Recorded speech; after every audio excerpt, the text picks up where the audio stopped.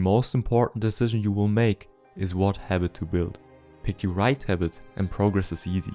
Pick the wrong habit and life is a struggle.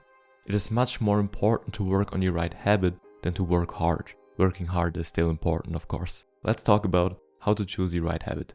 When most people think about the habits they want to build, they naturally start by considering the outcomes they want to achieve. I want to lose weight, or I want to stop smoking. The alternative is to build identity-based habits and start by focusing on who we wish to become, not what we want to achieve.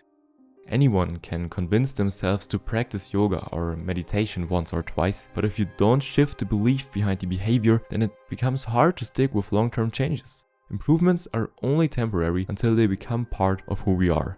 The goal is not to finish a painting, the goal is to become an artist. The goal is not to run a marathon, the goal is to become an athlete. The goal is not to launch a startup, the goal is to become an entrepreneur.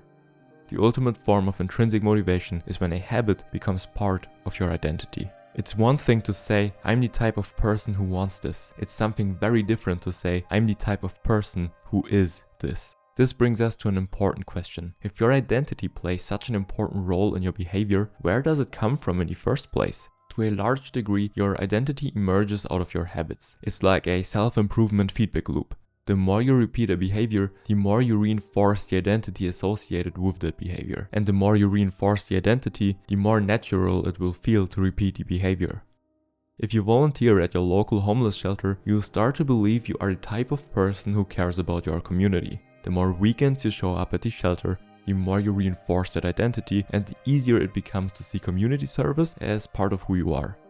Every action you take is a vote for the type of person you wish to become. Each habit is like a suggestion. Hey, maybe this is who I am. No single instance will transform your beliefs, but as the votes build up, so does the evidence of your new identity. And when your behavior and your identity are fully aligned, you're no longer pursuing behavior change. You are simply acting like the type of person you already believe yourself to be.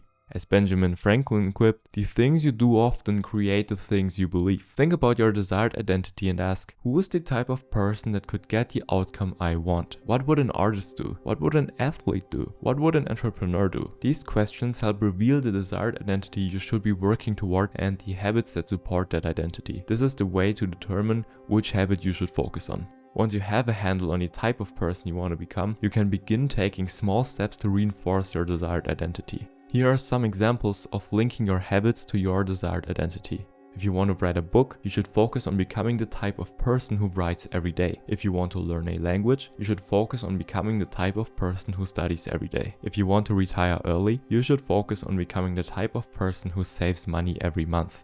The focus should always be on becoming the type of person, not getting a particular outcome. In the beginning, it is far more important to cast small votes for your desired identity than to worry about a particular result. Your habits gradually reshape your identity. It's slow and nearly impossible to see. You can rarely tell a difference between who you were yesterday and who you are today. But with each rep, with each vote cast, your internal story begins to shift. Start by focusing on who you want to become, not what you want to achieve.